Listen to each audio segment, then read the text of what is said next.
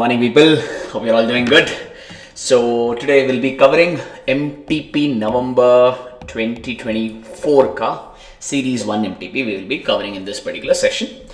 So overall, sir, if I'll have to talk about this particular MTP, there are hardly 2 or 3 questions which is newly added. Otherwise, mostly it is your study material ka and some previous RTP ka question only has been put into this particular MTP. Okay. So overall, about 2 or 3 MCQ questions, case-based MCQ question and question 2A and 5B. These are the only new things that I could probably figure out from this particular MTP. Otherwise, rest everything is repetitive. Okay. So without further delay, so let's get started with the particular session. Okay, so let's go for case-based MCQ number 1, case scenario number 1. Okay, so this particular first case is based on Ind AS 113, fair value measurement. So let's run through that. In fact, if you want, you can look at the requirements. First, they are asking you what is the value of shares of X Limited. And then they are asking you what is fair value of A Limited investment in X Limited ka share. So these 2 questions are based on the first case study. So let's go through that. A Limited owns 250 ordinary shares in X Limited, an unquoted company. So one company has an investment in another company. That other company is an unquoted company, maybe private limited company or whatever. X Limited has totally, the investee company where we have invested has totally 5,000 shares. In this 5,000, we have purchased, A Limited has purchased 250 shares and each share nominal value is 10. X Limited after tax maintainable profit is estimated to be 70,000. So the profit after paying tax of X Limited is 70,000. Okay.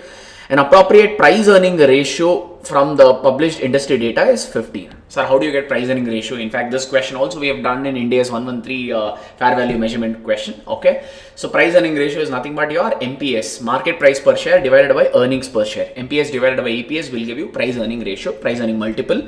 So that is given to be 15 over here. Okay, sir. So this PE is given to be 15. All right. So we need to find out the market price per share. So that means we need, if you find out EPS data, then MPS data easily you can figure it out. So how do you find out EPS data? EPS is nothing but earnings attributable to equity shareholder is divided by weighted average number of equity shares. So earnings they only given, which is how much? 70,000. This itself is each. Okay. Divided by weighted average number of equity shares. How many shares does this company have? 5,000. They have not told when this shares are issued and all. So that means the total number of shares, which is 5,000, that itself will be taken as weighted average number of equity shares, which is Waynes. So each is 70,000, Waynes is 5,000. So gives you EPS how much? 70,000 divided by 5,000, EPS of 14. Yes, no, sir. Now you have PE multiple, you have EPS. Can't you find out market price per share? So how do you find out market price per share? These two are cross multiplication. PE multiplied by EPS. PE multiple given in the question is 15. EPS just now we found it to be 14. That gives the market price of one share to be 210. This particular unquoted company ka one share ka fair value. This is a fair value measurement question. No? So one share of X Limited ka fair value is 210. Okay, what are they asking next to? A Limited management estimates that discount for the lack of marketability of X Limited shares and restrictions in their transfer is 20%. Since it's an unquoted company, okay, they are saying we can't take the market price as it is. We may have to do some adjustments. What adjustment is it? They're saying 20% whatever value you found out, reduce it because of lack of marketability of this particular company. Since it's unquoted company, will not be able to sell the shares easily. So there are some restriction. So for restriction perspective, they are saying reduce to 20%. Okay. So 210 ka 20% if you calculate, that is 42. So reduce that as per the requirement of the question. So you will get the revised fair value for our valuation purpose, which is 168 per share. That's all is this particular value of this company. Okay, sir. Alright, now what are they asking? So we got the value of one share of X Limited. First, what are they asking? What is the value of share of X Limited? They're asking the total value. One value of shares of X Limited is 168. How many shares does X Limited have? X Limited totally has 5,000. So 5,000 multiplied by 168 if you do, you will get 8,40,000. So the market value of the X Limited is total is 8,40,000. That is one. Okay. Then they asked what is the fair value of A Limited ka investment in X Limited ka share? A out of X Limited totally has 5,000. All the 5,000 has A purchased? No. We have purchased only 250. That investment ka market value they are asking. The market value of one share is 168. Okay. And we are totally owning 250 shares in other company. So the value of our investment will be 42,000. So you have to select B for Bengaluru as the right option in this particular case. A repetitive question. All this we have done in Ind AS 113 ka. In fact, I think we had done 2 questions on this if my memory serves right. But anyway, very straightforward question. Okay, Nasaru. All right, so let's move forward to the next one. Next case study is an Ind AS 115 non-cash consideration wala concept. Like sometimes what happens, we sell the goods, we will not receive the money in the form of cash, we may receive something else. Meaning our debtor may give us his company ka equity shares or his company ka assets, etc., etc. So instead of receiving consideration in the form of cash, we may receive something else. That only we call it as, in our class purpose, NCC, non-cash consideration. So if you receive non-cash consideration, what to do? Ind AS 115 says revenue should be recognized at fair value of non-cash consideration received. Whatever is a non-cash consideration you have received, find out the fair value of that. At that particular value, revenue will be recognized. Yes, sir. That is what we have to do in this particular small case. So let's look at this. A Limited has a telecom segment. It entered into an agreement with B Limited, which is engaged in generation and supply of power. One company is generating and supplying and distributing power. The agreement provided that A Limited will provide 1 lakh minutes of talk time to employees of B Limited in exchange of getting power. Okay. So agreement provide that A Limited will provide 1 lakh talk time minutes. I think they've just, A Limited is rather in telecom segment rather. So we are not in generation of power. Okay. So A Limited is a telecom mobile company. Okay. In fact, this also is a repetitive question. It is there in our class notes. It's also, or a study material question also. I mean, it is also there. So A Limited basically is in a telecom sector. They will give 1 lakh talk time minutes to B Limited. Okay. Alright, that means obviously if you are in telecom company means when you give the talk time minutes, you will recover. Like we all use connection, right? So we take the connection, let's say from Jio or Airtel or anything. So Airtel gives us the talk time minutes and in return they collect money.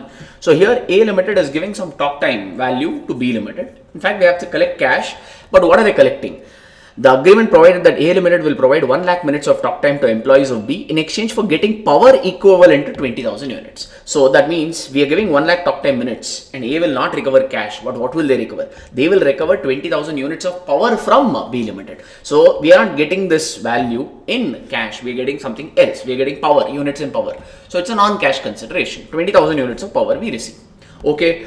All right. So A Limited normally charges 0.5 per minute. That's a fair value of the talk time per minute, and B Limited charges 2.5 per unit. Fair value of 1 unit of power supplied is 2.5. So how many units of power did we receive from B Limited? 20,000, and one power fair value is 2.5. So the fair value of non-cash consideration received is how much? For A Limited it is 50,000. Similarly, B Limited, no, they gave power to B Limited, and what did they receive? They received talk time. Okay, that means for B Limited also it's a non-cash consideration because they supplied power, they did not get cash, but rather they got talk time minutes. And how many talk time minutes? 1 lakh talk time minutes, and each 1 minute of talk time is worth how much? 0.5. 1 minute of talk time is worth 0.5. 1 lakh minutes will be worth how much? 1 lakh into 0.5, which is 50,000 rupees. So it's a pure non-cash arrangement sake. So what will be the revenue for A Limited? Revenue for A is what did they receive? They received power. What is the total fair value of power received? 50,000. So for A Limited, the revenue will be recognized to the extent of fair value of non-cash consideration received, which is power, which is how much? 50,000. Similarly, for B Limited, what is the non-cash consideration received? They receive 1 lakh talk time minutes. So what is the total fair value of that? Same. 1 lakh into 0.5, which is 50,000. So for A also revenue is 50. For B also revenue is 50. What are they asking the revenue for? They are asking what is the revenue should be recognized by A Limited. A Limited will recognize revenue to the extent of power received. 20,000 into 2.5, which is 50,000. For B also it is same, but they have not asked B ka value here. They have only asked A Limited ka revenue value. Okay, so this is done. Similar, repetitive question in fact. Okay, next one, third one. Third question is also repetitive. It is there in our class notes also. Yeah. Alright, but quickly, since it's an MCQ question, I'll not leave this. So we'll quickly run through these questions. A Limited began construction of a new building at an estimated cost of 7 lakh on 1st April. So construction has begun. Maybe it's a qualifying asset. To finance the construction of building, it obtains a specific loan of 2 lakh. So we need totally 7 lakh rupees for construction. 2 lakh rupees we have taken a specific loan. So meaning a specific borrowing. And this particular loan was taken at an interest rate of 9%. Okay. Company's 2 other outstanding loan. Other than the specific loan, we have 2 other loans. Okay. If you check the loan amount, it is 7 lakh plus 9 lakh, which is 16 lakh. Sir, totally we need 7 lakh for construction. In this 7 lakh, 2 lakh came from specific borrowing. So remaining is 5 lakh. 5 lakh can come either from this outstanding loan or that outstanding loan. They have not told. That means these 2 are what, sir? These 2 are your general borrowings. Maybe some we have picked from this general borrowing. Some portion for construction we have picked from the second general borrowing. Okay. And we know this concept. Whenever we have a general borrowing, we need to find out weighted average capitalization rate. Loan amount is given, interest rate is given. How do you find out weighted average capitalization rate? Basically, interest amount divided by loan amount into 100. Yes, no? So 7 lakh into 12% is 84,000. That is the interest on first loan. 9 lakh into 11% is 99,000. That is the interest on second loan. So if you add these two, you will get the total interest amount. That is the interest for how much loan? 7 lakh and 9 lakh put together, which is 16 lakh, right now. So these two are the interest for 16 lakh worth of loan. So on an average, how much interest are you paying? So basically total interest amount divided by total loan amount into 100 if you do, you will get the weighted average borrowing cost to be, or weighted average capitalization rate to be 11.4375%. So for general borrowing, we have to use this particular rate, yes, no, for capitalization purpose. Next, what are they saying? Already found out that without reading question. Yeah, expenditure incurred on the construction was as follows. 7 lakh totally we spent. No, normally if you want to spend 7 lakh, entire 7 lakh will not be spent in one installment. It will be spent on different dates. Yes, no. First we spent 1.5, then we spent 2, then 3.5, then 1. Like this, totally we have spent about whatever is the amount of construction there. Yes, no, sir. Okay, so this is the amount we have spent towards construction. Now we know how much specific borrowing you have taken. The total specific borrowing you have taken is how much, where is that? Here, 2 lakh rupees. So total specific borrowing you have taken is 2 lakh, right? So obviously first, when there is a specific borrowing and when there is a construction cost, first we will always utilize specific borrowing because it is specifically taken for construction purpose. That's the reason. So first time in April when you spent 1.5 lakh rupees, this entire 1.5 lakh has come from specific borrowing itself because we have totally 2 lakh of specific borrowing. Here we utilized only 150, correct? Okay, next in August you spent about 2 lakh. Do we have any money left in specific borrowing? Yes, out of 2 lakh we have only utilized 1.5. So there is a balance of how much? 50,000. So out of this 2 lakh, 50,000 will come from specific borrowing. Balance 1.5 lakh will come through general borrowing because at this stage specific borrowing is all exhausted. So for third and fourth phase of expenditure, you would have used only general borrowing because for specific borrowing, we don't need weighted average capitalization rate. Only for general borrowing, we need weighted average capitalization rate. That's the reason we need to know the money came from which particular loan as such over here. Okay. Alright, sir, the construction began on 1st April, they told in the problem. When is the construction getting ended? The construction of building was completed by 31st January. So it started on 1st April, it is ending on 31st January. So if you count April, May, June, July, August, September, October, November, December, January, right? So their construction period here is only 10 months. So total construction time is 10 months, right? We know that once a construction is substantially complete, capitalization stops. So till 31st January, from April to 31st January, you can capitalize the interest. February and March, whatever interest you have paid, you cannot capitalize because borrowing cost, the qualifying asset is ready to use. Yes, no. Till the time the qualifying asset is getting ready to use, you can capitalize borrowing cost. Once the qualifying asset is substantially complete, capitalization of borrowing cost stops, right? So here only 10 months ka borrowing cost you can capitalize as such. Okay, the construction started on 1st April, they've given, okay, fair, you need to call out, sir. The requirement is, they've asked few things, but anyways, before we look into the requirement, let's find out what generally we do in our bigger descriptive question. So weighted average capitalization rate, we've already found out. What about specific borrowing? Is there any worry about specific borrowing? No. How much is the specific borrowing? 2 lakh. How much interest rate it carried? 9%. So will you calculate 2 lakh into 9%? 9% is for the whole year. Here construction period is only 10 months. So how much interest relating to specific borrowing you will capitalize? 2 lakh into 9% into 10 by 12. Do not forget this 10 by 12 because your construction period is only 10 months over here. Hence 15,000 of borrowing cost related to specific borrowing you will capitalize. Yes. Next is the general borrowing, right? Okay, general borrowing. First money came from specific borrowing only, leave that. In 2nd May, when you spent in August, 2 lakh. In this 2 lakh, 50 came from specific, 1.5 lakh came from general borrowing. So we'll take August May, 1,50,000. You can put up a table or directly calculate like this, your call, okay. The intention was to solve all this quickly, so that's the reason I've just written it little big format. If you want to present it in with headings or table or gable and all, like we used to present in class, that way also you can do it, yes. So 1,50,000 is the general borrowing you have utilized. And for general borrowing, we take weighted average capitalization rate, which we already found out here to be 11.4375%. Yes, but hang on. This 150, did you spend it for the whole year? No. This particular expenditure came in August only. So August, September, October, November, December, January, because construction stops on January. So into what? Into 6 by 12 you need to do over here. Okay. From 1st August to 31st January, the construction ending time we need to take. So if you count, it's about 6 months. Same thing goes for the next amount also. 3,50,000 it came from general borrowing, so use weighted average capitalization rate. So the period will be 1st October. If they don't give you the date, sir, and if they just give you the month, always take it as 1st only.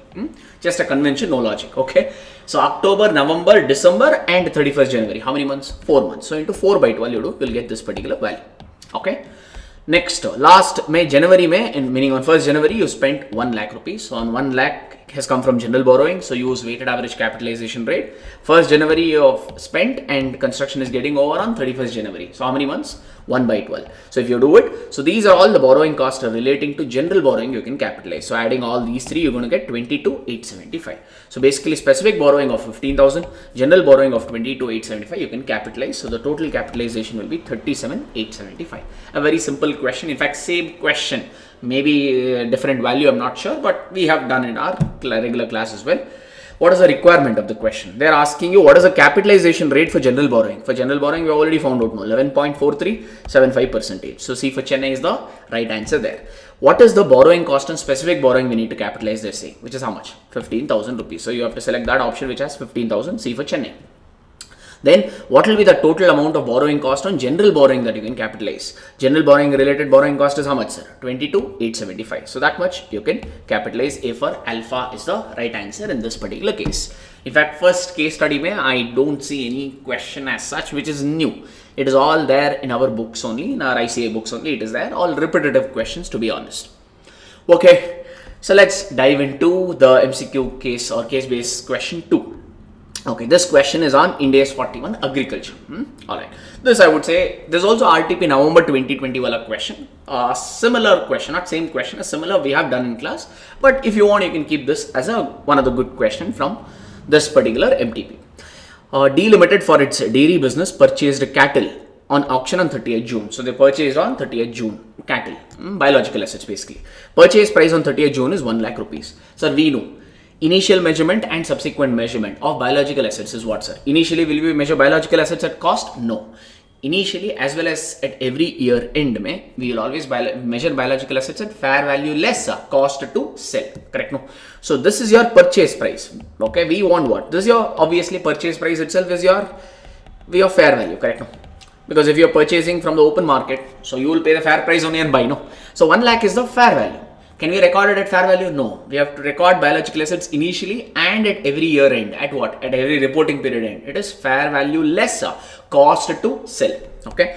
Transportation cost. We have already studied this in India's 41. Okay. In fact, we have done this. Transportation cost should be considered. Yes. For fair value measurement, transportation cost should always be considered. Right. Transaction cost should be ignored. So cost of transporting the cattle back to entities form is 1,000. So other than towards cattle, we paid 1 lakh rupees.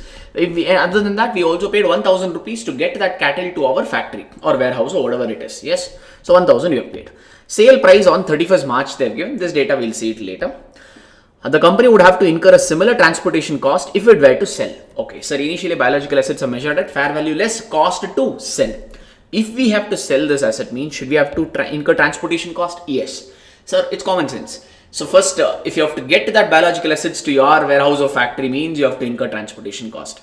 Yes. If you have to sell it, means obviously sales are not made on all these biological assets from your factory. No. Usually you take it to what, sir? One field where they organize all this. No. Melas and all. Yes. Mandi we call it, right? So you have to transport these biological assets to a particular place and there it will be auctioned off because all these sales usually are done in auction basis. Correct? So that's what they are saying over here. If similar transportation cost will be incurred to sell the cattle at auction. In future, if you want to sell this asset, means this transportation of 1,000 cost, again you have to incur. At the time of purchasing also you have to incur. At the time of selling also you have to incur is what they are trying to say. Okay. In addition to auctioneer's fees of 2% on sale, that means there are two selling expenditure here we have to incur. That's what they're trying to say. This is one common paragraph. Okay. So if we have to sell, means we have to incur transportation cost. Also, there is an auctioneer's fees of 2% on the selling price. Whatever is the selling price, on that 2% we have to give us auctioneer ka fees. So these two are the selling expenses. Okay. The auctioneer charges 2% of selling price, both from the buyer as well as the seller. Okay. So at the time of buying also we have to pay. At the time of selling also we have to pay. Okay, so let's read the requirement a little later. Let's talk about the recognition or accounting part of this particular transaction, both initially as well as subsequently. First, when did you buy this cattle, sir? On 30th June. So this is your initial measurement, IM I'll call it. Okay, so initially biological assets are measured at what? Initially and subsequently at fair value less cost to sell. Okay, so what is fair value less cost to sell? Initially means 30th June. So fair value is 1 lakh, which we already know. Okay, correct. Now, what and all is the selling expense? One, we have to incur some transport charges, they are saying. Okay, transportation charges of 1000. Then other than this, we also have some auctioneer's fees. How much is that? Whatever is your selling price of that 2%. Here 1 lakh is we purchased for 1 lakh. So seller sold it for 1 lakh. So auctioneer's fees is 2000 rupees. So fair value less cost to sell, if you calculate, that will be how much? 97,000. So on 30th June, when we purchased this cattle, fair value less cost to sell of this biological asset is 97,000. So biological assets will be debited to the extent of 97,000. Alright, that's what I've shown it here, there. The same calculation. 1 lakh minus 2% I've done, that is auctioneer's fees, minus 1,000 transportation cost. So this is your fair value. These two are your cost to sell, directly I've done. Or if you want, you can prepare a working note like this and show. Okay. So biological assets will be measured at 97,000. But how much did you pay? Can you write bank 97,000? No. You paid 1 lakh rupees for cattle. Then you paid 1,000 rupees for transportation charges. Then you also paid auctioneer's fees, no? Because both buyer and seller is paying this auctioneer's fees. How much is auctioneer's fees? 1 lakh at 2%. So total payout is how much?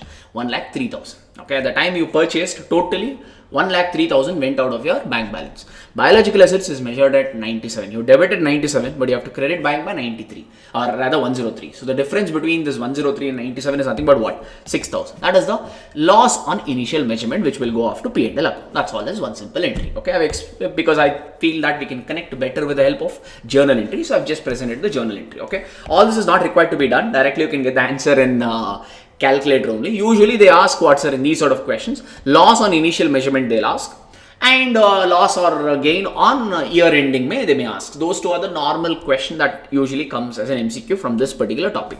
We'll see what they've asked a little later. Okay, so this compound entry, if you want, you can also split up this entry into two things also, like biological assets 97,000 is a fair value less cost to sell, no, like that. Towards asset, how much did you pay? 1 lakh rupees. So you can credit bank by 1 lakh.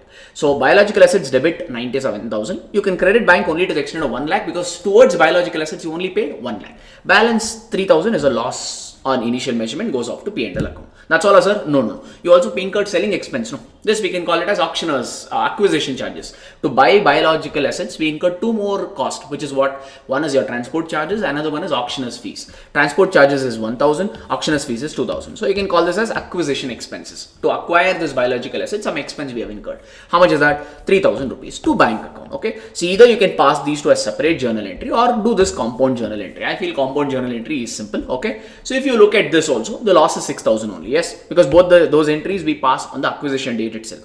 So here loss is 3,000. Even this acquisition charges goes to P&L only 3,000. So total loss will be 6,000 only. Final answer is still the same. Okay, my preference is this, people. Okay, sir. Alright, this is about initial measurement on 30th June. Then they have given 31st March 20x2. So you purchased on 30th June 20x1. Next on 31st March 20x2, reporting date. And we know this concept. What is that? Initially and subsequently, biological assets should be measured at fair value less cost to sell. Now on 31st March 20x2, what is fair value less cost to sell? Let's find out.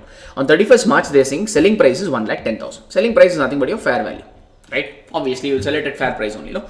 So fair value on 31st March is given to be 1,10,000. But we will not measure it at fair value. We have to take fair value less cost to sell. And if you planning to sell this biological assets, two expenditure you have to incur. So selling expenditure of two nature. One is transportation cost, another one is auctioneer's fees. How much transportation cost? Same, 1,000. Auctioneer's fees is 2% of the selling price. What is the fair value on 31st March? 1,10,000. On 31st March, if you sell, the selling price will be 1,10,000, and the auctioneer's fees will be whatever is your selling price of that 2%. Okay, so 1,10,000 2% if you do, you'll get auctioneer's fees. So this is your auctioneer's fees, this is your transportation cost, these are selling expenses, this is your fair value. So fair value less cost to sell if you do, you'll get 1,06,800. Okay, so initially you measured biological assets at 97. At year end, you have to measure it at 106. From 97, you have to increase biological assets value to 106. So it's obviously a case of fair value gain. Yes, no? So this is the gain on subsequent recognition, which will go where? To your SPL or P&L account only. How much?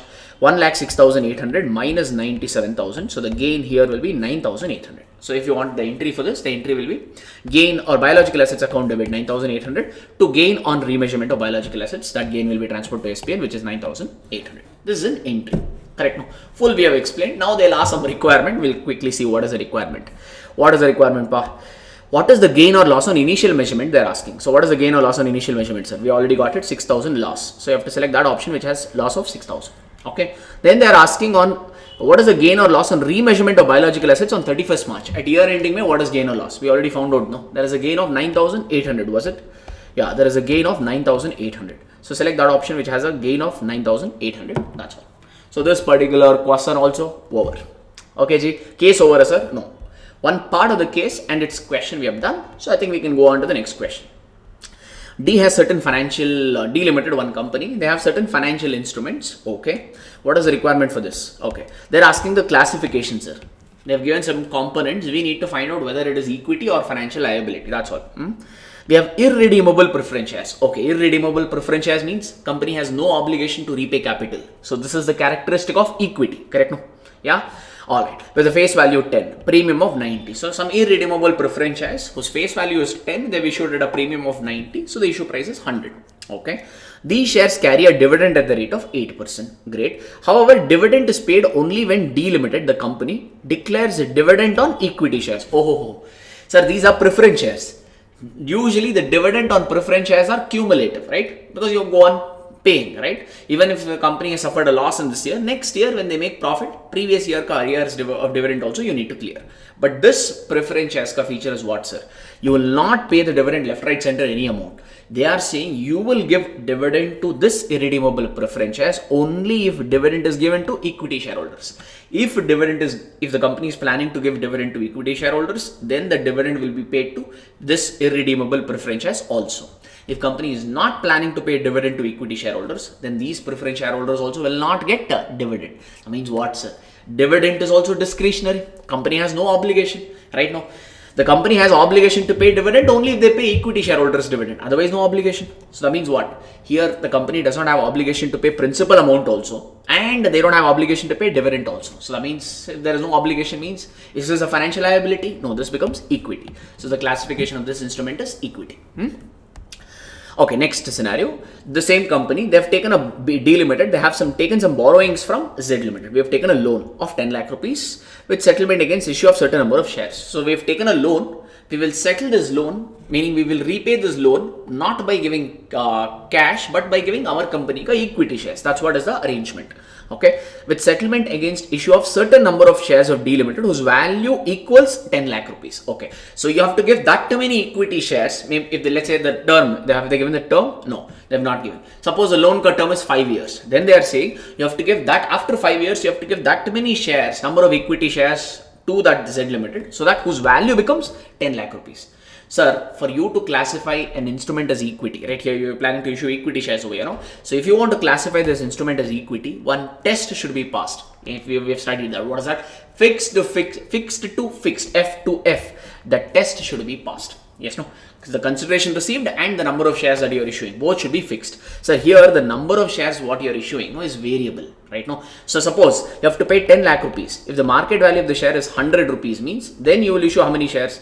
10,000 shares. Suppose the market value of the share has become, let's say, only, the market value is, let's say, 200. Then you will issue only 5,000 shares, right? So based on the market value, how many shares eventually you will issue varies, right? So here number of shares is vary. So basically you are using, we also have done a similar question in our class. You are using basically equity shares as a currency here, okay? So you have to basically give that many equity shares whose value will be ultimately equal to 10 lakh rupees. So number of equity shares is not fixed. So obviously what is this, sir?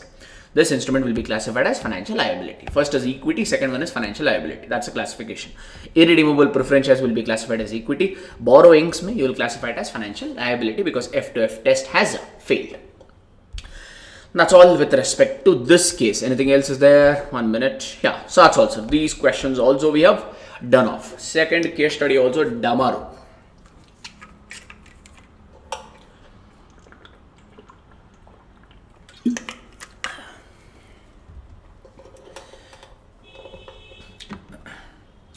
Okay, let's go for case number 3 now. Excuse me. H Limited is a global diversified business. They've given stories and all. We don't have time to go for stories and all. So the year is ending on 31st March. That's great. This question is on Ind AS 28, investment, accounting for investment in associates. H Limited holds a 12%. Okay, 1 second, little background. Normally, sir, if you are to call one company as your associate, you need to have a significant influence over the other company. Yes, no, SI should be existing, significant influence. And by thumb rule, when do you get the significant influence? If you own 20% or more equity shares in the other company, then we say significant influence by default exists. But we also studied a few other parameters in class where even the voting power, if the shareholding percentage is less than 20, still you can have significant influence. You remember those parameters? I've called it out here for your reference once. One is 20% or more. Second one will be, though if you have less than 20%, maybe 10% or 12%, whatever, if you have a representation on board of directors, meaning if you have a right to appoint the board of directors in another company, then it is an indicator that we have a significant influence. Or if you have a right to participate in the policy making decisions of the other company, then it's an indication that we have significant influence. If there is any material transaction between the investor and the investee company, meaning let's say like we sell 50% of our goods to the associate company itself, meaning to the other company, maximum number of sales we tell it to the other company, or maximum number of purchases we do from the other company. Like this, if you have a material transaction between the investor and the other company, even with less than 20%, we can become an, or the other company can be called as an associate. Interchange or exchange of managerial person. If one company, the investor is giving some managerial help, suppose associate company, they need some help in implementation of one project. They need a managerial resource, a person with expertise they need. Okay, they don't have it.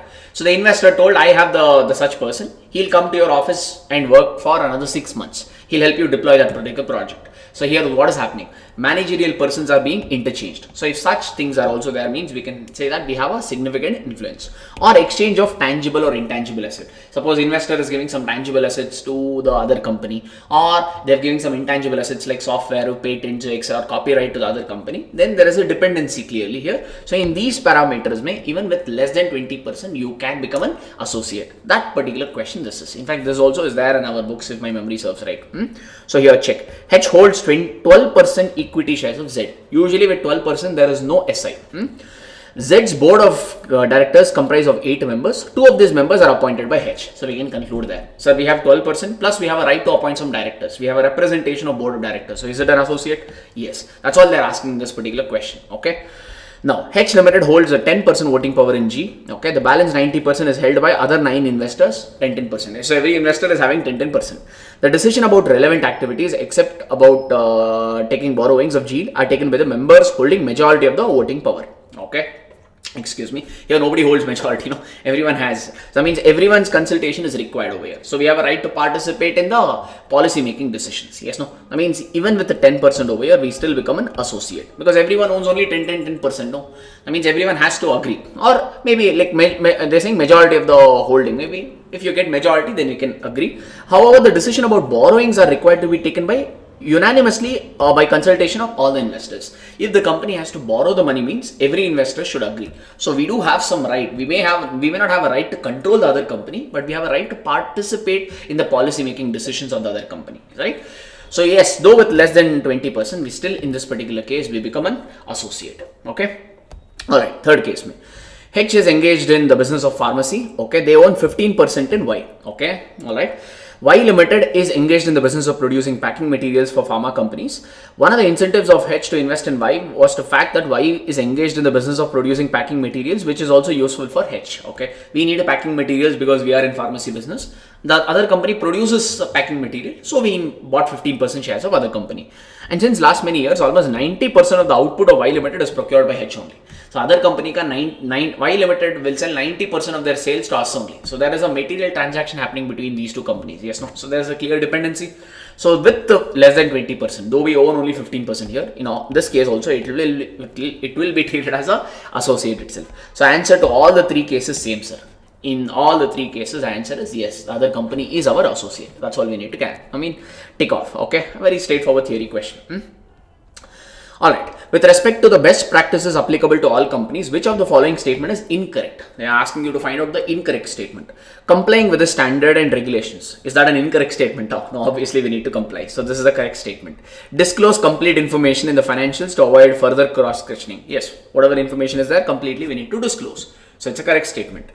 Reduce generic disclosures and focus on company specific disclosures that explain how the company applies the accounting policies. Yes, because there could be 101 general disclosures, right? Accounting policies. What is relevant for this particular companies, we have to focus more towards this. So this is also a correct statement.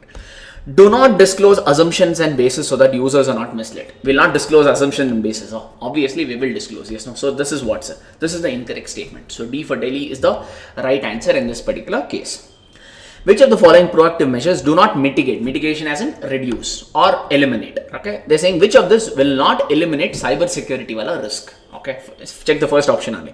Ensure that all the passwords are simple and not changed regularly. So if you keep the passwords very simple and don't change it regularly, will you mitigate the risk or you will involve the risk? In fact, you will invite the risk. Yes, no, it will not lead to mitigation. They're asking which will not mitigate. So if you don't do this, obviously it will not get mitigated. So A for alpha is the right option here, so I don't have to read the other one at all over here.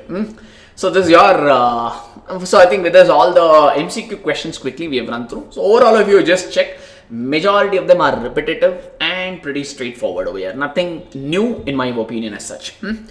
Now sir, there are many questions in this MCQ which is ditto from our class material and ICI material. So now the intention is all this you're watching on the last minute. So I don't want to waste your time by doing the repetitive questions. I'll give you the question reference if you want. So you can go and refer to that. Okay. This particular question is as on Ind AS 103, reverse acquisition concept. This is there in question number 39 in our regular notes. Question number 30 in our fast track notes. Okay. Both the notes, this is available. Same question, ditto number, ditto value, ditto everything. So you can go through that. This particular question in Ind AS 109, maybe it is there, conceptually we have done. Okay, so maybe quickly I'll run through this question. XYZ Limited is a company incorporated in India. It provides 10 lakh interest-free loan to its wholly owned subsidiary. So the whole parent company has given some loan to subsidiary company. Okay, and this is an interest-free loan. Okay, so on this interest we have not charged any interest. Okay, there is no transaction cost also. So if there is no transaction cost, then the market rate and effective interest rate are same. We have studied all this, right? Okay, you know what this is. Do you think transaction will happen at market terms over here? Sir, which person in the market will give loan at free of cost, sir? Will any financier give any loan at free of cost? Obviously, there is no one like that. Yes, no. So in the market, obviously they will charge some interest, but here parent has not charged. So transaction here is happening at off market terms. We know this concept already. If transaction is happening at off market terms, we cannot record the value at here the transaction price is 10 lakh. We cannot record the transaction at transaction price. We have to find out fair value. Yes, no. And how do you find out that fair value? Present value of future cash flows discounted at market rate. Yes, no. And you find out that the difference between this, obviously that fair value and transaction price will not match. Okay. So the difference between that is what? That difference, is accounted based on the relationship. If the relationship is between the company and employee, the difference you'll account it as prepaid salary. If it is between lessor and lessee, probably you'll account it as ROU. Yes. Or the difference here is between parent and subsidiary company. So the difference will be accounted as, for parent, the difference will be treated as investment made in subsidiary. For subsidiary, you will treat the difference as the capital contribution received from the parent. We have done such questions. We have done theoretically. In fact, they have asked with numbers, but with numbers we have done some other different questions. Or maybe this is there. I don't remember it in my memory as such. Okay. Anyways, just to be on the safer side, I'll quickly run through this particular question.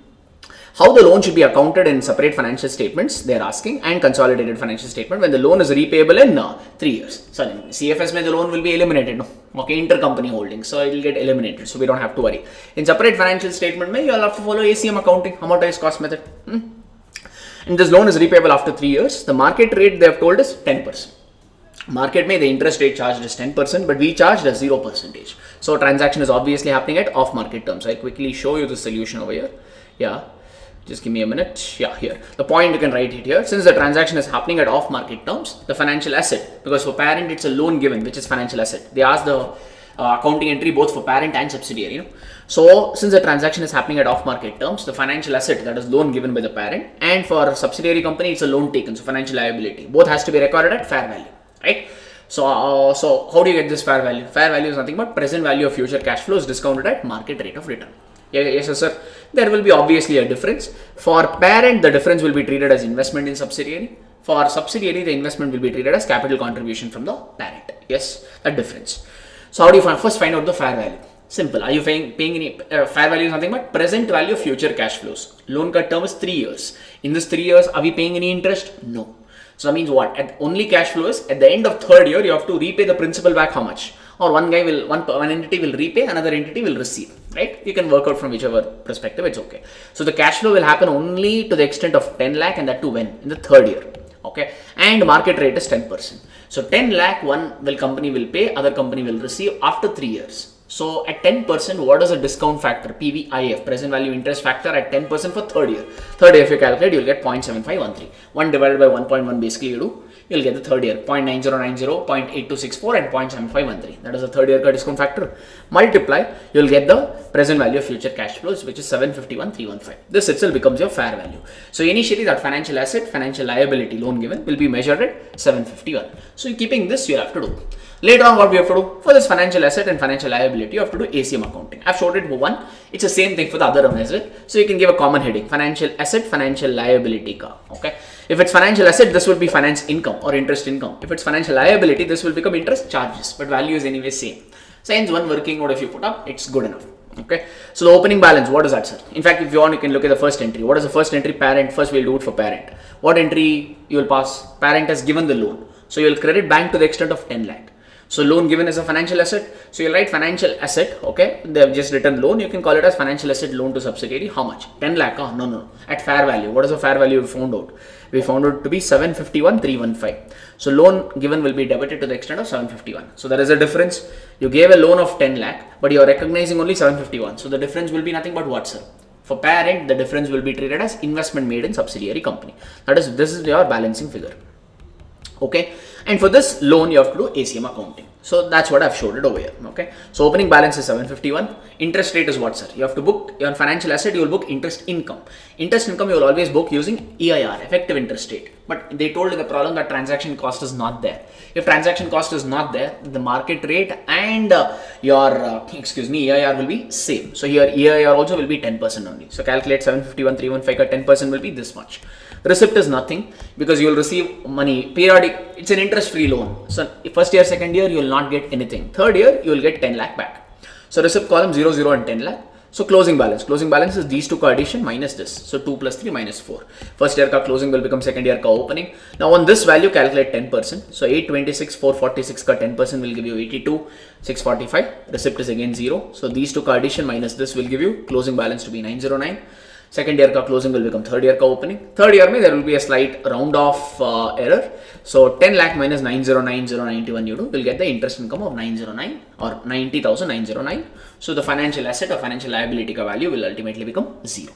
Okay, sir. So based on this, we need to pass the entry. What entry the parent will pass? For parent, it's a loan given. So loan given is a financial asset. On financial asset, you will receive interest income. So currently you are showing financial asset at 751. But at the end of third year, you will receive 10 lakh. So as time passes, the loan value you have to go on increasing. So the journal entry will be financial asset loan to subsidiary account debit to interest income. How much? We have written 75, 31, 31, 82, 645 and 90, 909. So those are your interest for third year. 3 years ka interest they have passed because other than this, there is no entry. No? Only 3 years ka interest will come.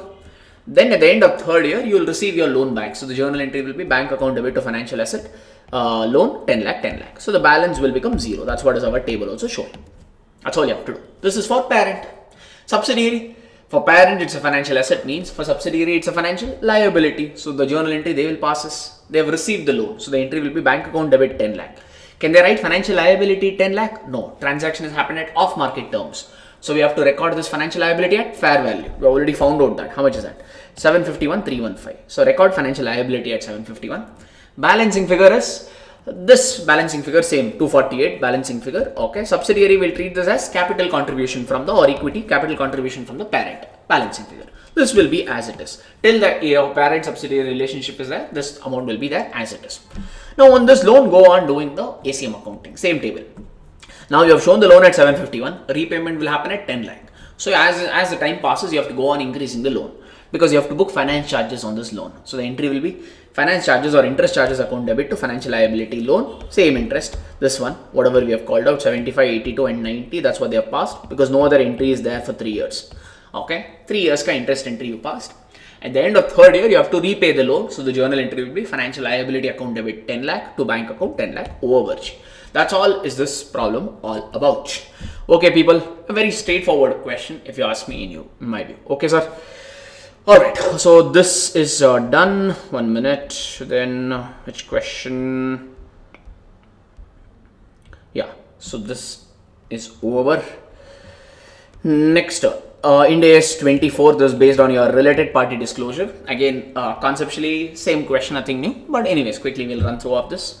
One of the directors in Buildwell Limited, okay, Mr. Ben Jones, has informed the central finance team that on 1st January 2023, his spouse acquired a controlling interest in one of Buildwell's major suppliers, Candor Limited. Okay, sir. Mr. Director, Mr. Ben, okay, he's a director in Buildwell, so he's a KMP, and we know company and KMP are related party, so these two are a related party. Now, Mr. Ben has informed the finance team of Buildwell saying his spouse, okay, alright, she has acquired controlling interest in another company called Candor. And this Buildwell and Candor, no, they have a relationship, they buy and sell the goods between each other, okay. Now, the question is, are these two companies a related party?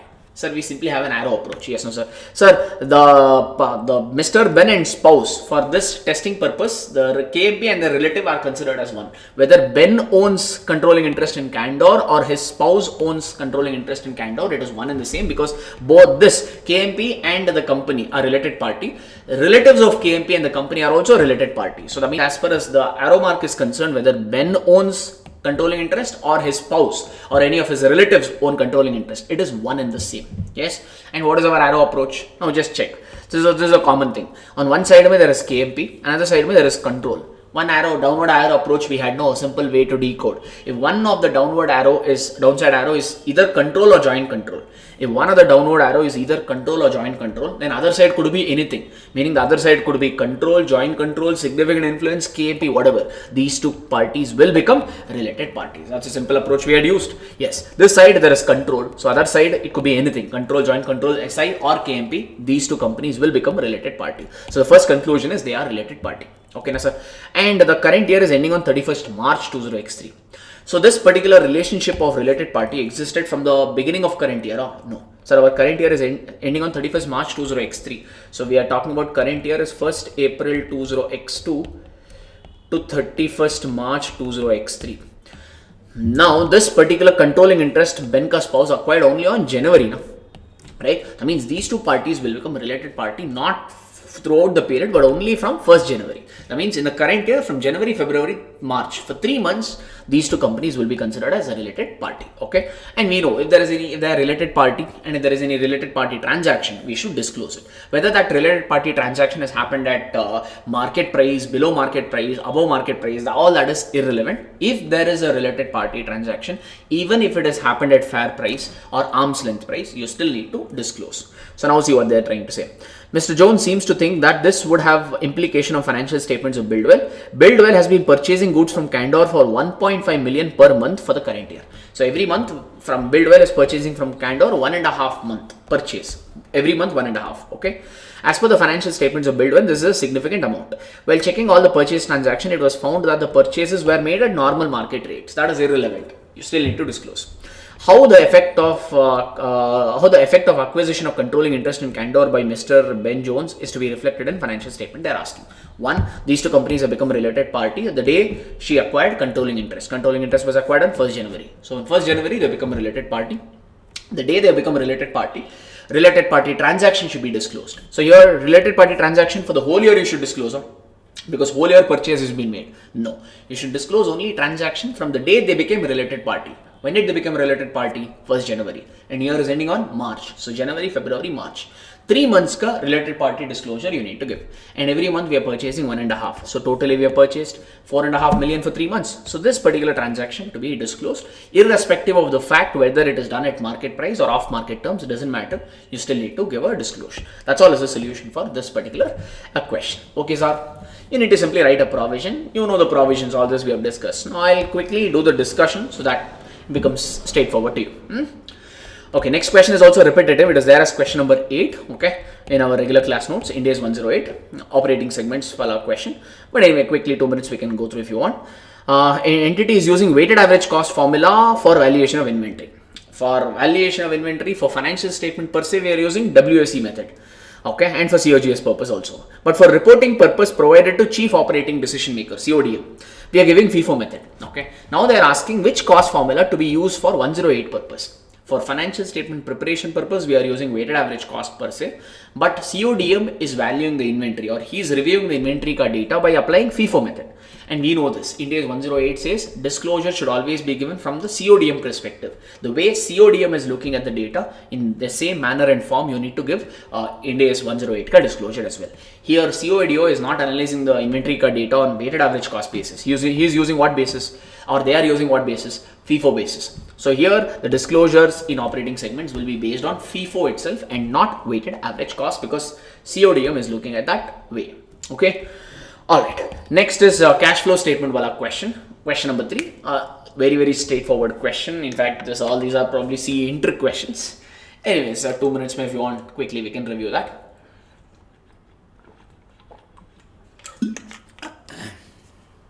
Excuse me.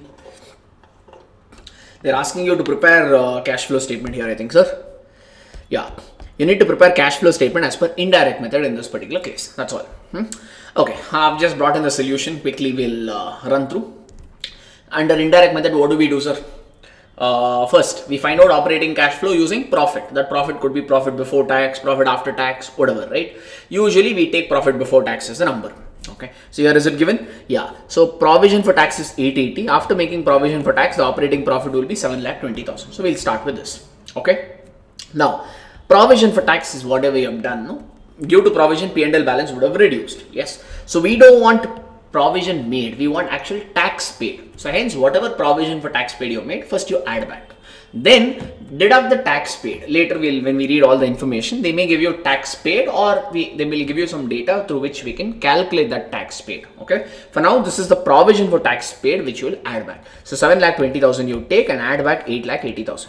I'll show you the solution as well. 720 plus 880, they've got it as 16 lakh. Okay, this usually we take profit before tax as a starting number over here. That's the reason they've done this adjustment here. If you want, you can start with 720 and show provision for tax as a separate adjustment entry also. In my view, that should be okay. Next, what is the next one? Okay, check, sir. So how did you arrive this profit? By considering all this. Okay, so simple funda is what, sir? So your profit will consider various other items, like it will include some non-cash expenditure, non-operating incomes, non-operating expense and all that. All that we need to eliminate, or we need to adjust to find out operating cash flow. So first we take profit before tax. From that we add back non-cash expenditures like depreciation, amortization if you have, add back. If you have any non-operating expenditures, right, like your interest paid, etc., add back, because interest paid is a financing activity. Okay, but here under indirect method, we use profit as a base. We take profit as a base and get operating cash flow. So if due to interest expense would have got transferred to P&L. Due to this interest expense, P&L balance would have got reduced.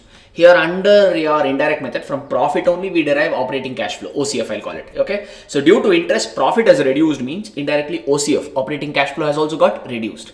But interest paid is not an operating activity, rather it's a financing activity. Hence what do? Add back. Yes, like that. So in this case maybe we have depreciation. Depreciation is a non-cash expenditure. Due to this expenditure, P&L balance is reduced. Right, so OCF balance is also has reduced, but cash did not go out because depreciation is non-cash expenditure. Hence what to do? Add back. So the first adjustment is add back depreciation. 1 minute. Add back depreciation. How much was that value? 6 lakh rupees, which we have done. Okay, next, this salary, wages, operating expense, all these are part of operating cash flow only, so no adjustments to be done. Only non-operating expenditures like interest paid, non-operating incomes like interest received, dividend received, profit on sale of asset, etc., they need, or non-cash expenditures like amortization, depreciation, they need to be adjusted. For operating expenditures and all, no need to do any adjustments. Okay, so we don't need all this. Okay, so this is fine. So let's go for the second one now. Dividend declared and paid. Right, we took profit before tax, so that means dividend will have no adjustment under operating activity, which we took a number much before that. Yes. So you have not only declared it, but you also paid a dividend. So dividend paid is what activity? Financing activity. Check in 7,20,000 they have deducted under financing activity. Dividend paid 7,20,000 they have reduced. Okay, next they have given some balance sheet information. Land. Sir, this is 31st March 20x2. So last year ka closing balance will become current year ka opening balance. So the first data what they have given is opening balance. Next data what they have given is the closing balance. Land, there is no depreciation. Opening balance was 480, closing became 960. From 480 it has become 960, means it has increased. Why? Either due to revaluation or due to purchase. If you read the adjustment, nowhere they are talking about revaluation. So obviously this increase is due to what? Additional land purchased. So how much land have you purchased? 480. Land purchased is what activity? Investing activity. So it's an outflow. So 480 under investing activity have they shown? Yeah, purchase of land 480, they have reduced. That's all. Okay. Yeah. Then buildings and equipment. Okay, 36 lakh and 57.5. So if you just observe over here, they've given accumulated depreciation. So there are two ways to account depreciation. One is charge method. In charge method, the entry you will pass is directly depreciation account debit to PP account. This is under charge method. There is another method called accumulated depreciation method or provision for depreciation method. Yes. So under provision for depreciation, entity is free to choose the way they want to account it. This is not calculation, this is just a way of accounting which we have discussed. Yes. So the entry for depreciation here will be depreciation account will be debited. Credit will not be given to PP. Credit will be given directly to provision for depreciation, or also you can call it as accumulated depreciation account. Okay. So this is the entry you will pass, and depreciation being an expense will be transferred off to SPL. That entry is common. Okay. The difference between here and here is whenever you follow provision for depreciation method, the PP ledger will always be shown at original cost. Okay. Why? Because all the depreciation is going to provision ledger. So PP ledger is not getting affected. So PP will always be shown at original cost. That way.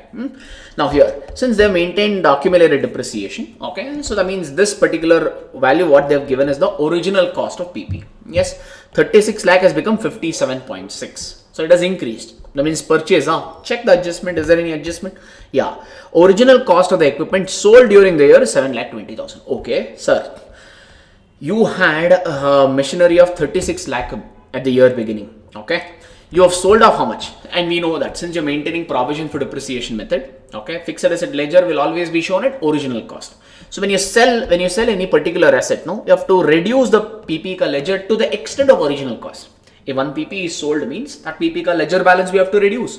Since the ledger is shown at original cost, we have to reduce the asset sold to the extent of original cost. How much is the original cost of the asset sold? 7.2 lakhs. Yes, no. So 36 minus 7.1 minute. Let me quickly calculate that. There is no calculators here. Okay, 36 minus 7.2 gives you 28.8 lakh. Yes, no. That means the balance of plant and machinery should be 28.8. Is it 28.8? No, it has become 57.6. So from 28.8, it has become 57.6. So it has increased. How much it has increased by? It has increased by 28.8 lakh. How? Why? Because you have purchased a new building. That is only rational assumption, no? Because there is no depreciation, revaluation and all that data. So this particular 28 lakh 80,000 is nothing but additional land and building purchased. Either directly you can present like this in statement, or you can prepare equipment ka ledger account and do it. Okay. Opening balance 36 lakh as given in the question. This is opening balance. This is closing balance, which we have punched in. Alright, no, correct, no. Now one asset has got sold, right? Since the provision for depreciation method is maintained, so whenever an asset gets sold, you have to reduce the asset to the extent of original cost. So I'll just write it as buy sale. We don't write it as buy sale. We in fact write three things. Buy, because provision for depreciation account, no, this provision for depreciation account we need to maintain as long as the asset is there. If the asset is sold, written off or derecognized, then provision balance also you need to close. So effectively the entry that you will come is whenever you sell, provision has credit balance, no. To reverse, we have to debit. So the journal entry will pass as provision for depreciation account debit. When you sell, you will get money, no? So bank account debit. You may sell this asset or at a profit or loss. If it is loss, then you will write loss on sale debit. Don't know, it could be profit or loss, we don't know. If it's loss, the entry will be like this. You have sold an asset, no? So to PP will be credited. So this will be to the extent of original cost. So this is the entry we pass. But PP will be credited to the extent of original cost. Meaning if you add all these three, you will obviously get original cost. Okay, sir. Since I don't want all that data over here. Yes, because we have already done all that. I just want to know what is the original cost of PP, which they have given already here only. Since the original cost is 7,20,000 and these are working notes, directly I'll write sale and write it as 720. Okay. But this is not the entry we post. We post 3 entries over here. Okay, this. But I don't need this for this particular question because information is directly given. Alright, now if you check the ledger is not matching. There is a balancing figure of 28,80,000. That is nothing but additional equipment purchased. To bank arrived as balancing figure. This 28,80,000 is what, sir? It is your additional investment purchase means investing activity. So check under investing activity, have they shown minus? Yes, investing activity, purchase of building 28,80,000. Okay. So provision for depreciation ledger is not required, sir. Sir, usually we prepare this provision for depreciation or accumulated depreciation ledger to get current year depreciation as balancing figure. Usually in many problems, current year depreciation data will not be given. It will be missing. We prepare accumulated depreciation account, post all the relevant entries like this entry and all whatever I've discussed now, you'll post it and get current year depreciation as balancing figure. Why, sir? Because the entry for depreciation under provision method is what? Depreciation account debit to provision for depreciation. So if this depreciation is not given for current year means by preparing provision for depreciation ledger, you can get current year depreciation as balancing figure. Here I'll not prepare provision for depreciation ledger because current year depreciation they have already given. So why waste time? In fact, solution they have prepared, but I don't see the point in preparing that. It's a waste of time. So what about this loss on sale, profit on sale? In fact, they only given here that this is the profit on sale of equipment. Okay. I did not even consider this. Yes, no. So anyway, no point because I started with this 7,80,000. If you want, you can start with 840 also. You can take profit as 8,40,000 you can take. And then they've already added 120. This is a profit on sale of asset. Then if you take 840 means you have to reduce again 1,20,000. Why? So this profit on sale of asset, they only told, right? Sale of asset is not operating activity, it is investing activity. So any which way you have to minus. But we started with 720, so 120 was not considered. Hence we can ignore this completely. Okay. So I don't need to worry about profit or loss also because I started with one number above that. Okay. You can always start with 840 also. Even in that case also provision ledger not required because profit on sale directly given, right? They have added and then they've got 840. Since it's this is an investing activity, okay, and we are trying to find out operating cash flow here, you have to minus. So if you start with 840 here, in case you're still confused, instead of starting 720, you can also start with 840. If you're doing that, then 120 you have to minus because this is a non-operating income. That's the reason they've added, so you need to reduce it. But since I started with 720, that adjustment I'm completely ignoring here. Okay, I've shown you the alternate treatment also. Yes, sir. Yes, so that is done. No, next what to? Cash. So this is your opening cash and cash equivalent. This is your closing. So the end of the cash flow statement, we have the format. Opening cash is 6 lakh, closing is 7,20,000. That's a final answer. Great. Next what to? Inventory. In all current assets and current liability changes, we show it under working capital changes, right? And we know this. Increase in current asset means minus. Decrease in current asset means plus. Increase in current liability plus. Decrease in current liability minus. All this logic I've explained in regular class. Yes. So now, yeah, we can quickly adopt that and see. Inventory from 16.8 it has become 18.6. So it has increased. Increase in current asset means minus. How much has increased? 1,80,000. Check 180 have they reduced? Yes, 180 increase in inventory they have reduced.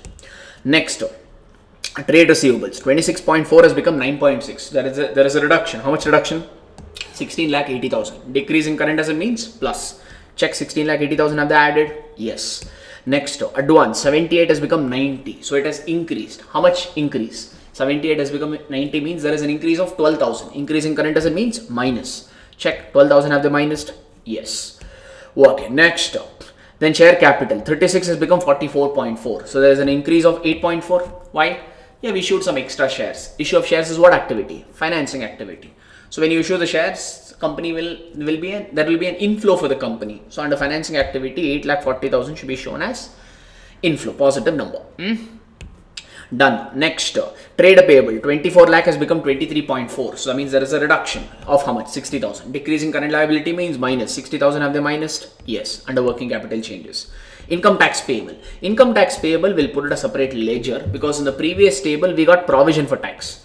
Here they have given income tax payable ka opening and closing balance. So prepare this ledger. Opening balance of tax payable is 120, closing is 132. Opening balance 120, closing is 132. Current year provision for tax we got from P&L. They given you current year P&L. No? In current year P&L you are able to see provision for tax of 8,80,000. So the entry for provision for tax is what? SPL account debit or P&L account debit to provision for tax. So when you post this entry, this is for 8,80,000. When you post this particular entry in provision ledger, the entry will be by SPL, right? So 8,80,000. So these two addition is 10 lakh. Here also it should be 10 lakh. You are getting a balancing figure. That is nothing but what? Current year ka tax paid, because you just don't make provision for tax. You also settle it, no? So the entry will be provision for tax to bank 8,68,000. This is the actual amount of tax paid. Hence, in the solution, first we added back provision 880. 880 is the provision. We don't want provision. We want the actual tax paid. They have reduced the provision. So add back the provision and deduct the actual tax paid, which we got how much?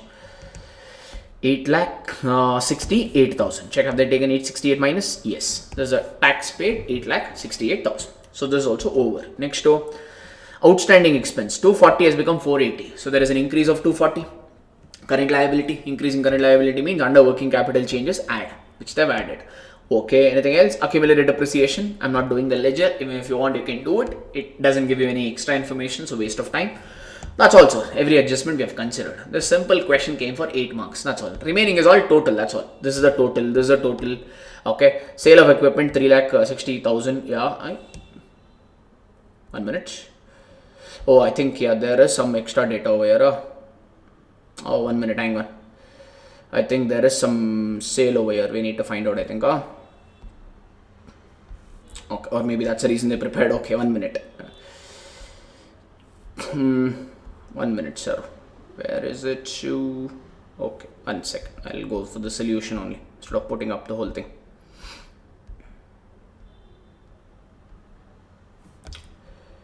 Okay, so they're getting sale here as balancing figure. No, they have not got it.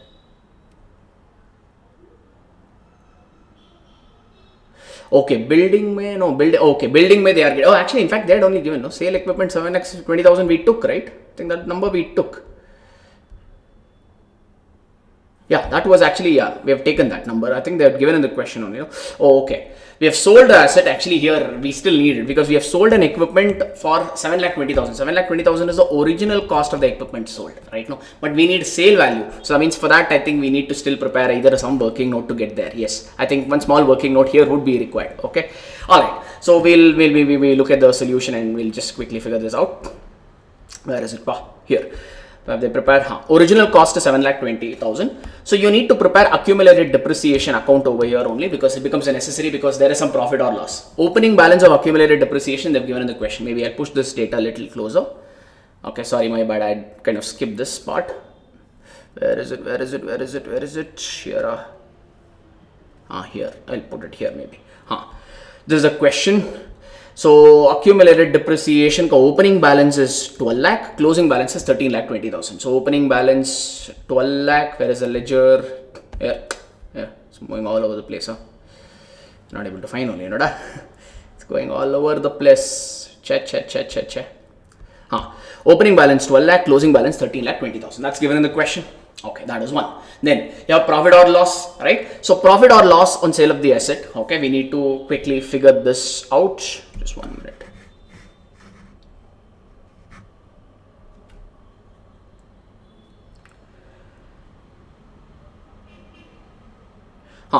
Now, current year, 1 minute. Is the audio part okay? Everyone? Just getting a quick message over here. I hope the audio part. Can everyone just confirm quickly, is the audio looking good? Yeah? Okay, cool. Yeah, fine. Now coming back, what is the depreciation, sir? Depreciation is 6 lakh rupees. What is the journal entry for depreciation? The journal entry for depreciation is depreciation account debit to provision for depreciation. How much? 6 lakh rupees. Correct? So post this entry into the provision for depreciation ledger. So when you post it, the entry will be by depreciation. By written, they have written by P&L. Anyway, depreciation goes to P&L only. So you can write it as by depreciation account. 6 lakh rupees. Correct? Then what, sir? Provision account you are not getting. You are getting a balancing figure. So the remaining is nothing but the sale value of the plant and machinery. Okay. So how much is that? Sale value of plant and machinery is 4,80,000 rupees. Okay, that you're getting it as balancing value over here. So we wanted this. This is nothing but if you remember, what did I say? Sir, as long as we have the asset, provision for depreciation on that asset is required. Till the time we have asset, provision for depreciation on that asset is required. The moment asset is sold, provision for depreciation relating to that asset we need to close it off. Provision for depreciation has what balance? Provision for depreciation has credit balance. How do you close it? Debit it. So we need to pass the journal entry. Provision for depreciation account debit to PPE account. Okay, Saru? Yes. Now, what is this provision for depreciation? Entire provision you will cancel off. Oh, no, sir. We have a total opening balance of 12 lakh. Entire 12 lakh provision will you close off? No. Whatever is the provision for depreciation for that asset which is sold, that we need to close. That we are getting as balancing figure. Okay, so this 4,80,000 is nothing but accumulated depreciation of a PPE sold. One plant and machinery we have sold. No, so the accumulated depreciation relating to that PPE sold is 4,80,000.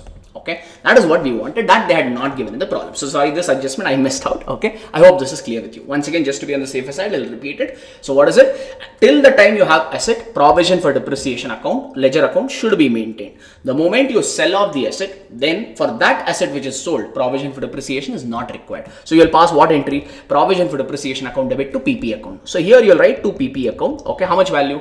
Whatever that they have not given, we will get that as a balancing figure. Here that balancing figure is 4,80,000. So I mean now it becomes very clear, sir. So the original cost of the asset sold they had given in the problem is 7,20,000. How much is the accumulated depreciation we have charged so far? On this particular asset sold, we have totally charged a depreciation of 4,80,000. Okay, that means what is the book value or carrying amount of the asset? 720 minus 480 if you do, you will get 2,40,000 rupees. Correct, no?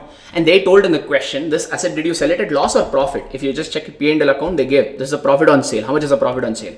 1,20,000. So by selling, we made a profit. How much? 1,20,000. So that means how much did you sell this asset for?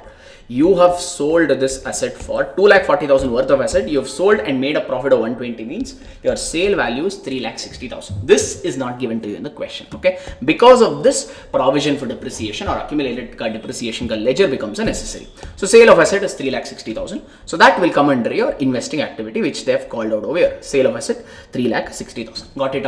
Okay. So this was an adjustment. Sorry, I kind of missed out that. Okay, that's that. Or maybe you do a general thumb rule over here. Whenever they give you accumulated depreciation, do off that particular ledger, maybe much better that way. So because something you will get. So got it? No, just to be on the safer side, once again I'll repeat that. One is what, sir? When you prepared accumulated depreciation, opening balance and closing balance was given to you in the question.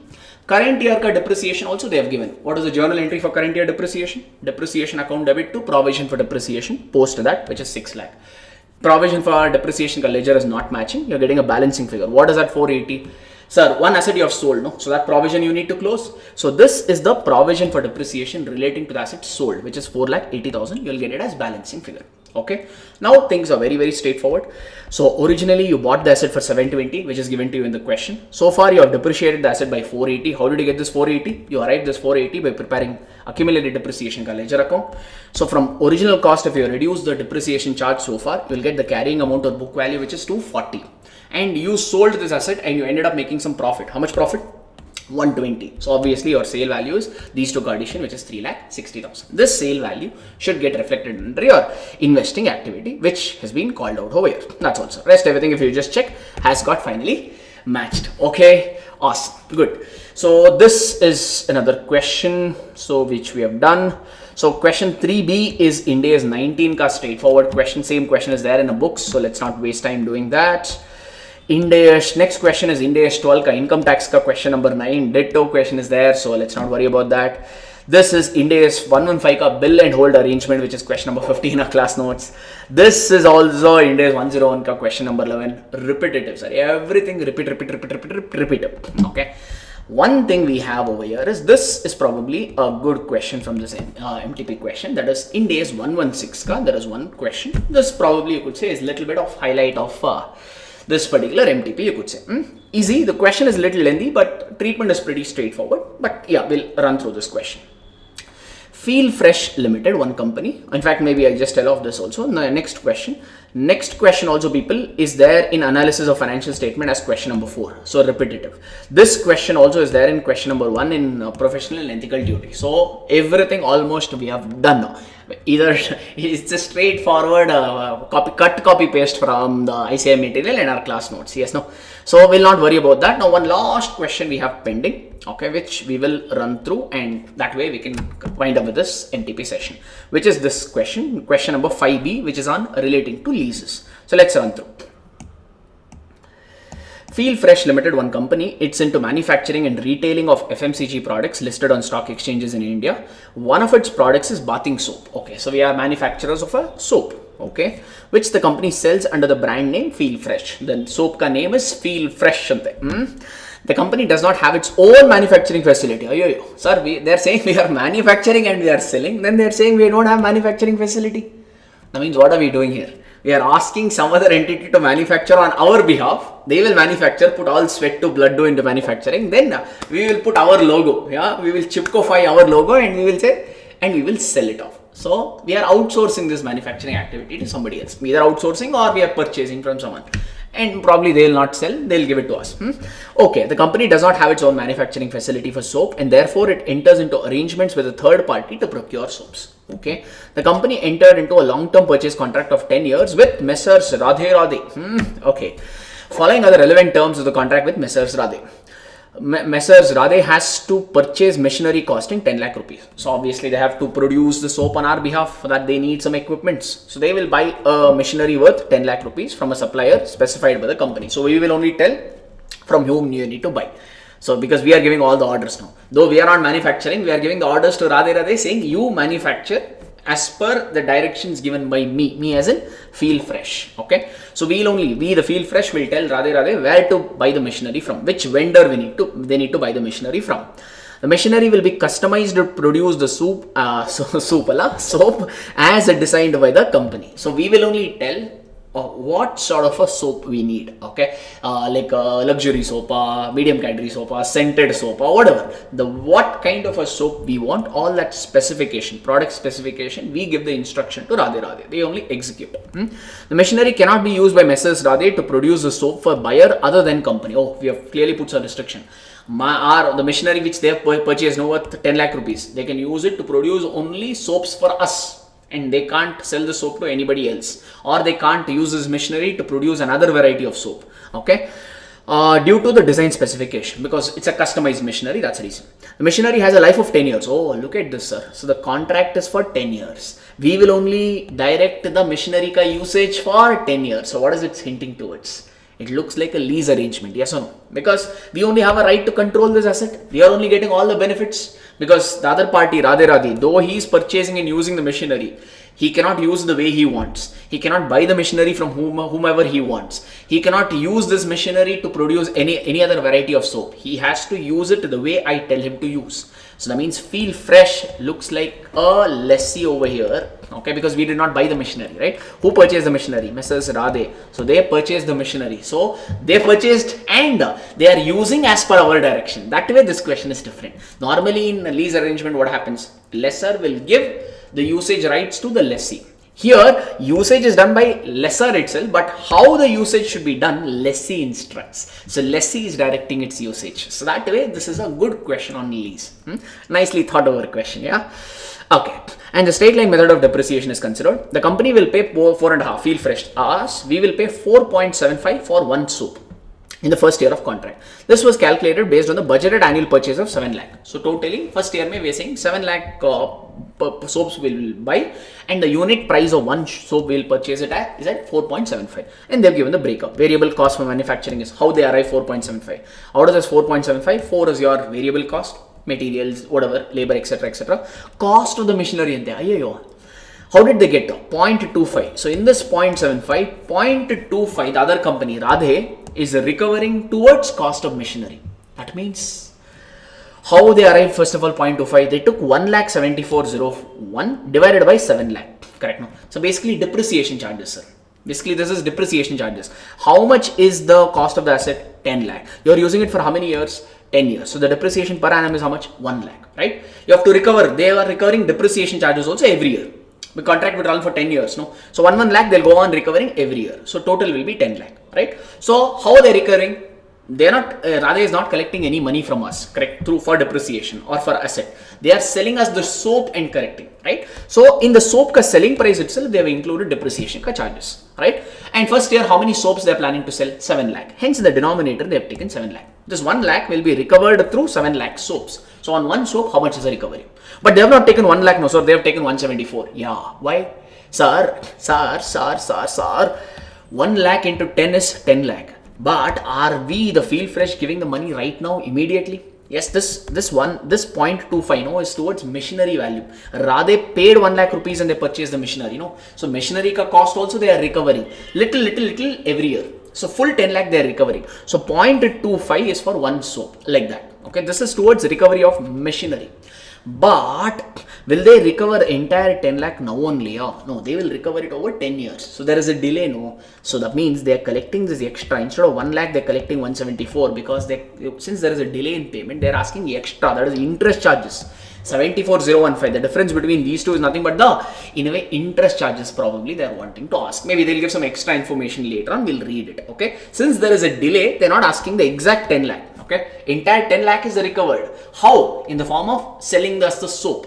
Right. And first year, they're planning to sell 7 lakh soaps. Okay. So by selling soap, they're recovering the value of machinery also. But since we will not sell entire soap, rather will not sell the entire soap in first year only. The order will go on for 10 years, no? So there is a delay in this recovery of 10 lakh. So they're collecting the extra interest charges, okay? That means what, sir? Think from our perspective, okay? This arrangement looks like what? Like a purchase arrangement, purchasing the soap. But in the hidden way, there is a lease component over here. Because you check. The contract is for 10 years. Machinery ka usage will be also for 10 years. That means who will direct its usage?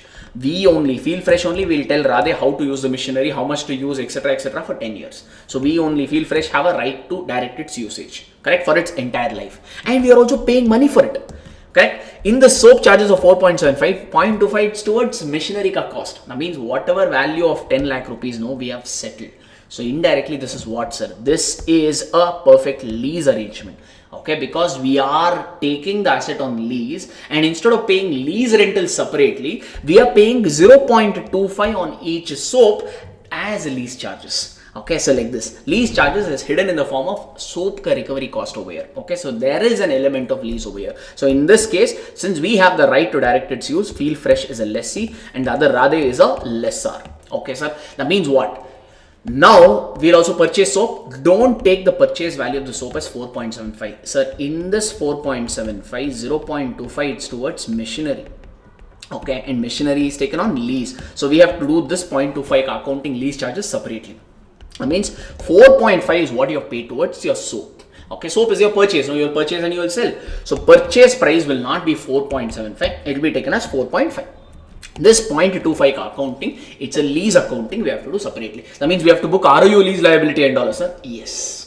How? We will see. Understood now so far? This is the hidden adjustment over here. Okay. Since they are recovering the entire cost of the machinery and we are only directing its usage, okay, indirectly it's like we have got the right to control the use of this machinery. So we have indirectly taken this machinery on lease and we are paying 0.25 per soap as the lease charges. They will give some extra data which we will see that. Okay. In case the company purchases more than 7 lakh in the first year, then the cost of the machinery, that is 0.25 towards machinery you're giving 0.25, will not be paid for soaps procured in excess. Correct? No, because totally we are recovering. Totally we have to recover 1,74,015. Okay, and we thought we will buy 7 lakh soaps. Okay, so on one soap we will recover 0.25. On 7 lakh if you do, you will get 174,015. So this is the charges every year we have to recover. Yeah.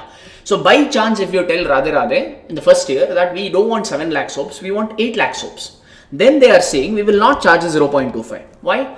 Because 0.25 is nothing but charges for first year towards machinery, which is already recovered. No, till 7 lakh rupees, 7 lakh if you purchase means the other party, Radhe, will recover full value towards machinery. So he is not worried about it, right? So that's the reason they're saying if you purchase more than 7 lakh in any particular year, you don't have to pay. The cost of the machinery, then the cost of machine 0.25 will not be paid for the soap procured in excess of 7 lakh units. So we'll not pay him 4.75, we'll only pay him 4.75 minus 0.25, which will be 4.5 because recovery has already happened towards machinery. Basically, if you place an order for 7 lakh, you are set. If you place order for extra amount, you don't have to pay 0.25 because all the value towards machinery is already recovered. Okay, great. However, if the company procures less than budgeted number of soaps, then the company will have to pay the difference amount. Suppose by chance, this is a budget number of 7 lakh, no? Correct? They have recovered, they've calculated this 0.25 by calculating 7 lakh soaps. So if you pay by more than 7 lakh, it's good. The Radhe will not ask 0.25. If you by chance place order for less than 7 lakh, then you have to pay the difference amount because he has not recovered full value towards machinery. That is what they're trying to say with an example. Suppose if company purchases only 6 lakh. Simple. On one soap, how much value? Towards machinery 0.25. So 6 lakh into 0.25 if you do, okay, how much is that, pa? 1 second, let's calculate. 1 minute. Sure. 6 lakh into 0.25 will give us 1,50,000. Okay, this much will be recovered. But every year, how much we have to recover? They only told in the question that every year we have to recover 1,74,015. So totally, rather they will recover towards machinery every year 1,74,000. But if you purchase order for only 6 lakh soaps, the other party rather will only get 150 because 0.25 is towards machinery. So then there is a difference. How much difference? 24,015. This 24,015, that's what they've calculated over here, is a difference amount we have to pay. We cannot escape from this. We, the Feel Fresh company, we have to pay. So basically, every year we have to make sure that we pay him 1,74,015. Not 1 rupee more, 1 rupee less. Basically, indirectly, they're telling this 174,015 is your payment made every year by the Feel Fresh, the lessee to the lessor towards machinery. That's what. This 1,74,000 is your lease payment, sir. That's all. Every year ka payment is what they're trying to say. Okay, sir. That's all. Okay, the cost per soap, next question. The cost per soap will be calculated for each year in advance based on the budgeted number of hours produced. An amount of 174 shall be considered each year for the cost of machinery from 1 to 8. Okay, now if you understand, check. Sir, they paid only 10 lakh rupees to buy the machinery. And we'll use the machinery for 10 years. So depreciation, how much every year? 10 lakh divided by 10 is 1 lakh every year depreciation. So ideally, they should have recovered only 1 lakh. This Radhe. But they recovered 1,70,000. 1,70,000, how much is that? 174. They are saying towards machinery, no, the recovery will happen only from year 1 to year 8. Meaning the machinery charges, no, they want to recover off within 8 years. Though the contract is for 10 years, they are saying within 8 years we want to recover it off. Agreement, it could be anything. So basically what's a 1,74,000 they will 015 they will recover every year for a period of 8 years. Not me telling, question telling. Okay, though the contract term is 10 years, they want to recover off this 174 within 8 years. That means totally how much payment will have to make. This is towards machinery. Total payment the Feel Fresh, the company that is a lessee, has to pay to Radhe, which is a lessor, is how much, sir? 1,74,015 is for 1 year. For 8 years it will be 13,90,120. So this is the total payment. This is the total payment the lessee has to pay to the lessor over how many years? Not 10 years, over 8 years. That means indirectly you are telling it is 8 years lease term, sir. Yes, you can take it like that because we are counting that way. All right. Next. But what is the cost of the asset? The cost of the machinery is only 10 lakh. That means what, sir? ROU and lease liability. Let's say has to book ROU and lease liability. No? So initially we will account ROU and lease liability at 10 lakh. But this is what? Because this is the present value. Machinery cost is 10 lakh now. So this is the present value. So ROU and lease liability will be booked at 10 lakh. But the total payment is 13,90,120. So the difference is nothing but your time value of money ka interest charges. That means we need to put up ACM table, sir. Not required, not requirement of the question. I have solved it for your reference as such over here. So this way, this is a very good question. Okay, sir. So 174, that's the reason. Since we are not recovering over 10 years, but only over 8 years, they're not collecting 1 lakh, they're collecting 1,74. Little extra they're collecting because they want to recover soon, no? That is the reason.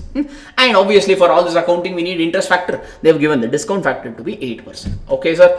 Alright. For year 9 and 10, only variable cost and margin will be paid. Yeah, because machinery may all the recovery has happened within 8 years only, no? So only this variable cost and this margin will be paid for year 9 and 10 because all the machinery recovery will happen from year 1 to year 8 only. That's what they're trying to say. Now, what is the requirement of all this? So till now we were reading only question. There's one more they've given over here. Okay, so analyze the company is perspective is what they're saying. Accounting is we need to pass. Analyze the accounting. Analyze the transaction. So I've just told here the solution is very simple over here, sir. The question is just the lengthy portion. Solution is very straightforward. Here, no, sir. The contract says that we have made a contract to purchase soaps, but indirectly there is an element of lease also over here. Why there is an element of lease? Because though this Radhe purchased the machinery for 10 years, we will only control this machinery for 10 years. For its entire life, Feel Fresh only will control the asset. From where to buy this asset, how to maintain it, how to use it, etc., we'll only buy. And Feel Fresh only will get all the benefits because Radhe, they cannot use this machinery to produce any other variety of soap. They have to produce only the soap which is specified only by us. You know? So entire right to use of this asset is with Feel Fresh only, correct? So that way there is an element of lease over here. So one, we have to do lease accounting. Okay, and how much is the value of each soap purchase? 4.75. You should not take 4.75 because in this 4.75, 0.25 is towards the machinery. It's like a lease rental. That means the value of soap purchased is only how much, sir? The unit value of soap purchased is only 4.5. Okay, and in the end, they have told current year we purchase 5,50,000. Okay, let's do this accounting, this para a little later. Okay, we will read off the question there just to be honest, or maybe this para once I can read. Radhe does not have a right to terminate the contract, but company has a right to terminate the contract each year. So lessor does not have right to terminate, lessee has. However, if the company terminates the contract, it has to compensate Radhe for any unabsorbed cost of machinery. So if by chance machinery ka recovery will happen over 8 years, though the term is 10 years, the Radhe will recover machinery ka value within 8 years. So obviously, so what will be the thing there? So if by chance, if we, the lessee, cancel the contract, we have to pay him the difference amount. For example, that they have given, if company terminates the contract at the end of second year only if we terminate off. So first year we paid 174, the amount is 174,015 every year. Second year also we paid. Second year we terminated, no. Recovery of the machinery will go on from year 1 to year 8.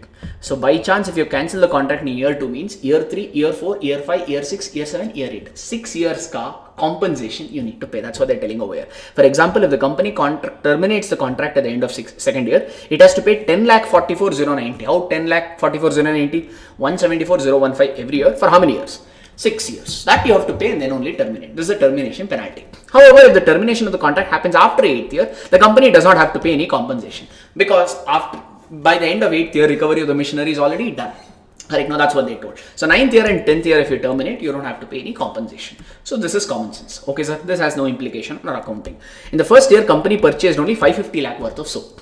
So budgeted was 7 lakh. If you see the calculation, they took 7 lakh. But actually, this is the budget. Actually, we purchased only 5,50,000 at 4.75. Don't take 4.75 because 0.25 is a lease element. We have to do the accounting separately. So the purchase price of the soap will not be 4.75. It will only be 4.5 like the way we told over here. Yes, no? Because in this 0.25, it's towards the machinery that you have paid. That for machinery, we are doing separate lease accounting. So eliminate 0.25 towards machinery. So towards soap, you paid only 4.5. One soap you will procure it at 4.5 rupees. How many soaps did you buy? 5,50,000. What is the journal entry for soap purchase? Purchase account debit to bank. So among units is 5,50,000 and on one soap the purchase price is 4.5. Though the given value is 4.75, we need to consider only 4.5 because 0.5 is towards machinery, and for machinery we have to do separate lease accounting. That's the reason this is eliminated. Okay. So purchase to bank, if you already made the settlement. If you have not yet made the settlement means you can write to financial liability. Rather, this is the value. Okay, sir. This is the value. Now for the lease. Lease, we have to do the accounting. We have the lessee now. So in the books of Feel Fresh, one you have to give some little. If it comes for 8 marks and all, you have to give. Here, I think this question is for 10 marks. Okay. So you have to give some definition, like lease ka definition, identified assets, right to control, all that little definition, little theory, all what we have now, just write that in the first component. Okay, and then conclude that here there is an element of lease. Okay, that you give a conclusion. Then you can give the accounting effect. Accounting effect will be lessee has to record 2 things. What is that? ROU and lease liability. How much is that? You have to do all this accounting at present value. Present value of machinery is already given. How much is that? 10 lakh rupees because they purchased the machinery now only, by paying 10 lakh. So this 10 lakh rupees only will be ROU and lease liability. Now onwards, for this lease liability, you have to do ACM accounting. They have not asked. Okay, they only asked for first year what you will do. Okay, I have just given the table for your reference. And this particular lease liability will not run for 10 years. It will only go for 8 years because recovery will only happen over 8 years. That's the reason I put up the ACM table for your reference. No need to do it in exam. This is just for your reference. Opening balance of lease liability is 10 lakh. Finance charges at 8%. Why 8%? They've given in the question here. Okay. Discount factor is 8%. So calculate 8%. Then the payment. Payment every year is pretty much same. They only told, they'll recover how much. They gave in the table 174,015. That is nothing but towards your machinery you're paying. Lease payment you're making. 174,015 payment you're making every year.